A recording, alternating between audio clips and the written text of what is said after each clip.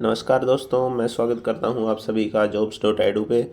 और जैसा कि आपको पता है, रेलवे ग्रुप डी एग्ज़ाम का 15 तारीख की सेकंड शिफ्ट का एग्ज़ाम हो चुका है। तो मैं आप लोगों के लिए आधे क्वेश्चन लेके आ चुका हूं। आधे क्वेश्चन मैं अगली बार ले आऊँगा क्योंकि वीडियो बनाने में बहुत टाइम लगता है। तो अभी हम आधे क्वेश्चन कर लेते हैं। तो जिसने भी अभी तक चैनल को सब्सक्राइब नहीं किया है वो चैनल को सब्सक्राइब कर दीजिए और लाइक भी कर दीजिएगा वीडियो को अगर आपको अच्छी लगती है तो। और कमेंट में लिंक है और साथ में वीडियो के डिस्क्रिप्शन में लिंक है। तो अगर आपको क्वेश्चन सबमिट करने हैं तो आप वहाँ जाके कर सकते हैं। Thank you. चलिए शुरू करते हैं। तो पहला क्वेश्चन आया था आपका, विश्व वायु गुणवत्ता रिपोर्ट के अनुसार भारत की वैश्विक रैंक क्या है। यानी कि जो सबसे जो जिनकी वायु बहुत ख़राब है उनमें भारत की रैंक क्या है, फर्स्ट, सेकंड, थर्ड या फिर फिफ्थ। तो इसका आपका आंसर होगा फिफ्थ। अगले क्वेश्चन पे आते हैं। क्वेश्चन 2, 2024 में भारत का कुल मत्स्य उत्पादन कितना टन हुआ। आपके ऑप्शन है 1,50,000 ton, 95,000 ton, 19 lakh metric ton या फिर 10 lakh metric ton.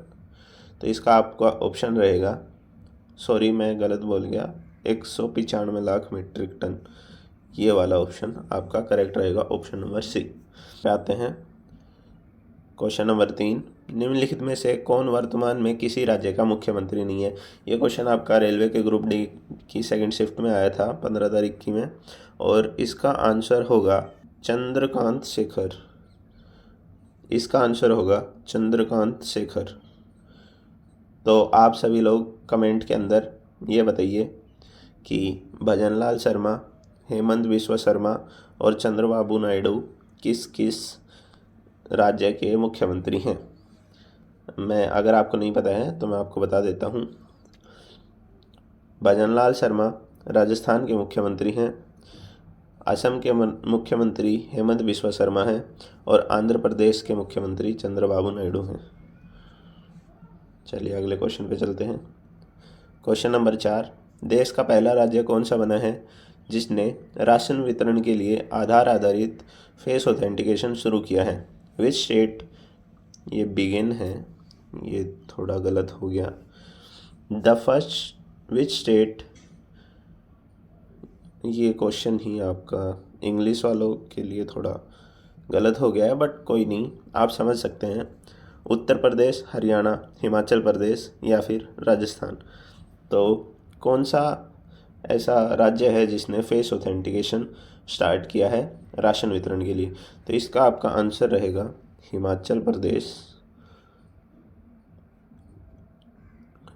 Question number 5, India justice report के अनुसार कौन सा एकमात्र राज्य है जिसने पुलिस और जिला न्यायपालिका पालिका में SC ST और OBC के लिए आरक्षण कोटा पूरा किया है। तो इसका आपका आंसर होगा कर्नाटका। क्वेश्चन नंबर 6, 2025 विश्व प्रेस स्वतंत्रता सूचकांक में पहला स्थान किस देश का था।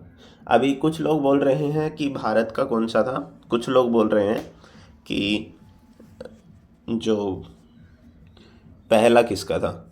तो अगर आपसे पहला पूछा गया होगा तो नॉर्वे होगा और जो भारत का स्थान था वो था 151।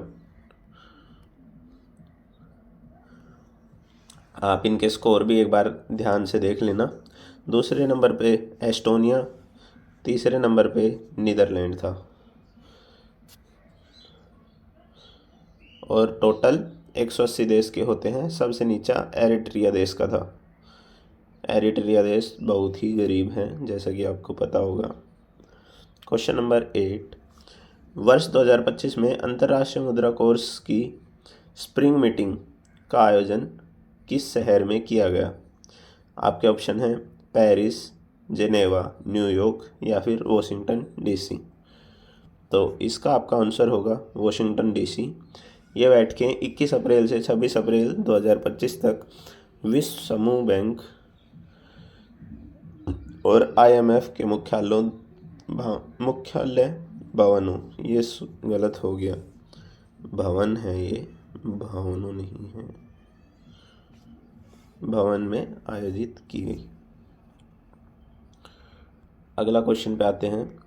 प्रधानमंत्री के आर्थिक सलाहकार परिषद के अध्यक्ष के रूप में जून 2025 में किसे नियुक्त किया गया है? Who was appointed as the chairman of economic advisory council of prime minister in June 2025? आपके ऑप्शन है सुमन बेरी, रघुराम राजन, एस महेंद्र देव, अरविंद सुब्रमण्यम। तो इसका आपका आंसर होगा एस महेंद्र देव। और ये पहले एक्सिस बैंक के स्वतंत्र निदेशक पद पे काम करते थे, इन्होंने इस पे इस्तीफा दिया है। अगले क्वेश्चन पे आते हैं। Question number 10। टाइगर ट्रम्प युद्ध अभ्यास 2025 समुद्री तट पर आयोजित किया गया, कौन से वाले पे? तो जैसा कि आपको पता होगा, टाइगर ट्रम्प हम यूएसए के साथ एक्सरसाइज करते हैं, और इसका जो हमारा संस्करण था ये विशाखापट्टनम कोस्ट पे किया गया, जो ये 2 चरण के अंदर होता है। 1 से 8 अप्रैल तक हार्बर चरण, और 8 से 13 अप्रैल तक काकीनाडा तट पर स्थित सी चरण जो होता है उसको आयोजित किया गया। 1 से 13 अप्रैल 2025 तक इसका हुआ था,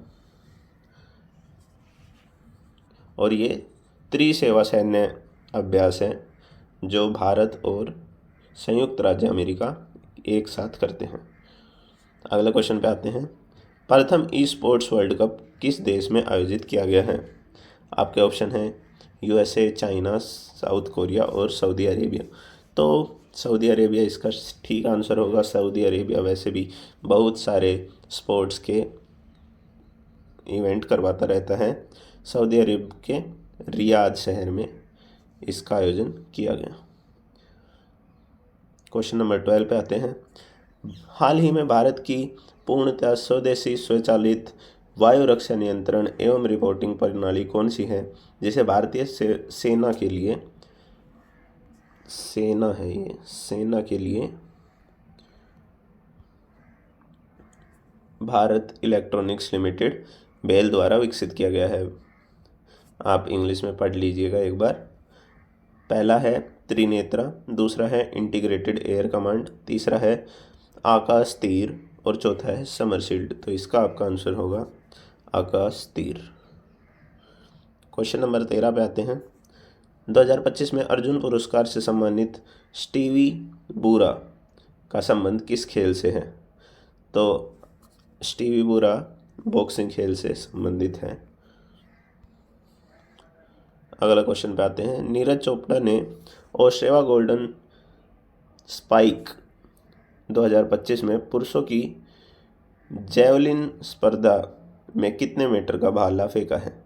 आपके ऑप्शन है 90.18, 88.67, 85.29 और 83.50। तो इसका आपका ऑप्शन होगा 85.29। और अगर आपसे ओलंपिक का पूछा जाए तो आपका बी होगा, बट अभी आपसे स्पाइक का पूछा गया था तो वो ये वाला ऑप्शन करेक्ट होगा। कुछ और इसके बारे में जान लेते हैं।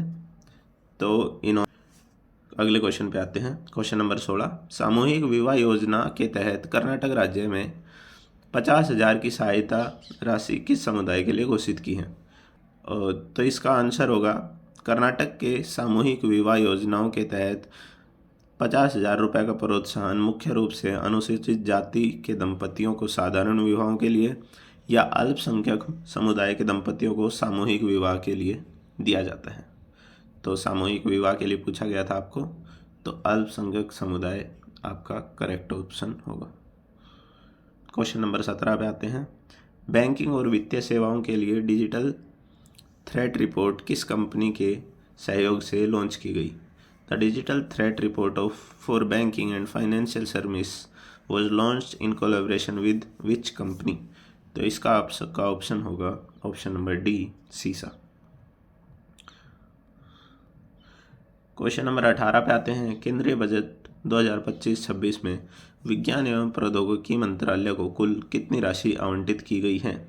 In the union budget 2025-26 what is the total allocation for the ministry of science and technology? आपके ऑप्शन हैं 16,628 करोड़, 20,000 करोड़, 28,508 करोड़ या फिर 38,618 करोड़।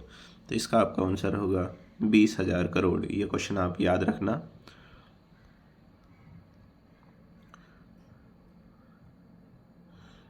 अगले क्वेश्चन पे आते हैं।